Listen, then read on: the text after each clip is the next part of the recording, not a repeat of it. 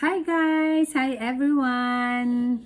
Sa mga baguhan at nahihiya pang humarap sa camera, meron po tayong isang tutorial.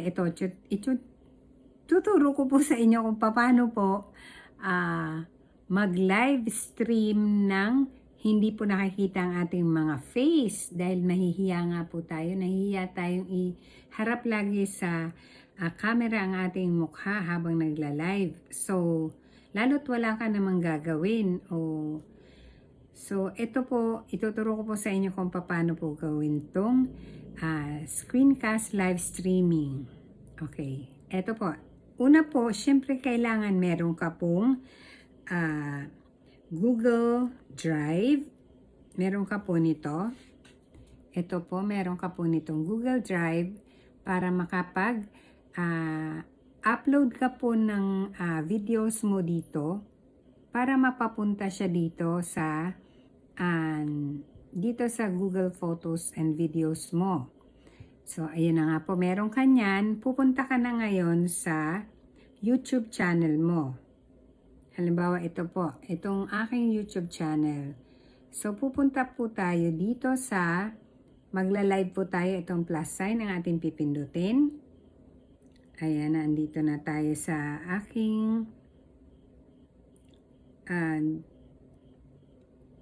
channel. Ayan, ito po. Andito po tayo sa aking channel. So, syempre yung the normal na pagla-live, maglalagay ka din ng thumbnail or title ng iyong live. Halimbawa dito, ang ilalagay ko ay fruit shake. Fruit shake dahil mga prutas po yung akin pong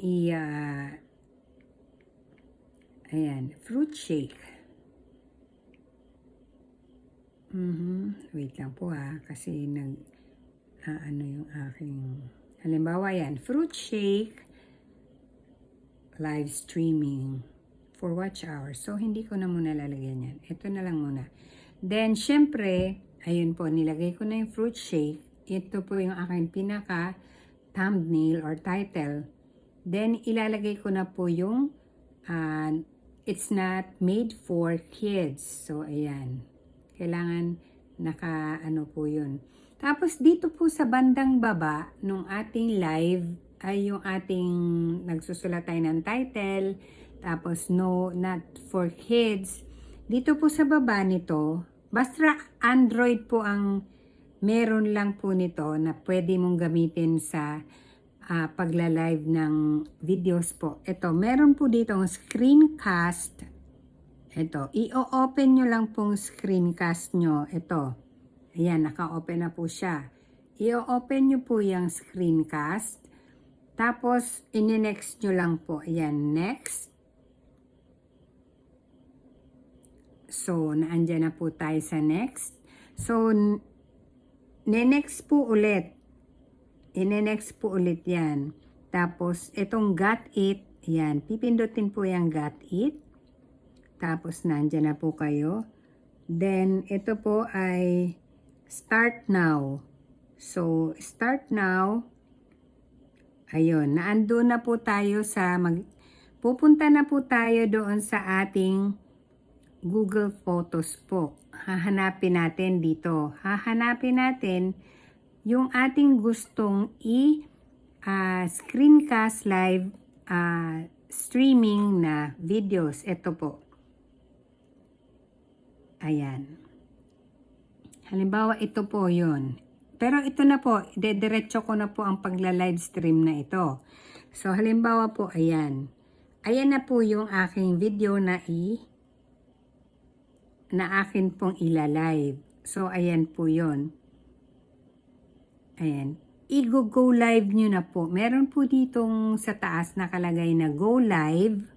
Ito pong video ko na po ito ay 22 seconds lang po ito. 22 seconds. Ayan. Looping videos lang. Paulit-ulit lang po itong magpe-play. Paulit-ulit lang po itong magpe-play. Hahayaan ko na lang po ito hanggang bukas na po ito pag Na-play ko po to ngayon. Basta hindi lang po mai-interrupt po ang aking wifi. So, ayun. Go live na po tayo. Ayan. Ayun. Nag-i-start na po ang ating live streaming via screencast po na looping video. Ayan na po siya. Nag-i-start na po yan, guys. Ayan. Sana po nasundan po natin. If ever po na hindi nyo nasundan, na maigi, hindi nyo naintindihan,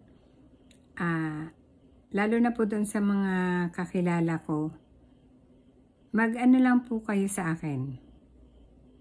Message lang po. Thank you so much. Ayan. Ganun lang po kadali. Napakasimpleng gawin po ng screencast. Looping videos lang po ito. Napakadali pong gawin.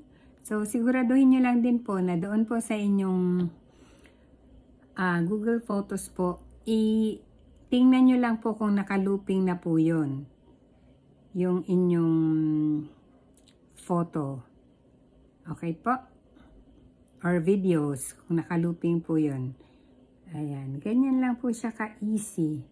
Yung paggagawa po ng screencast live streaming. Kung nahihiya kang hindi pakita ang iyong face, napakadali lang po.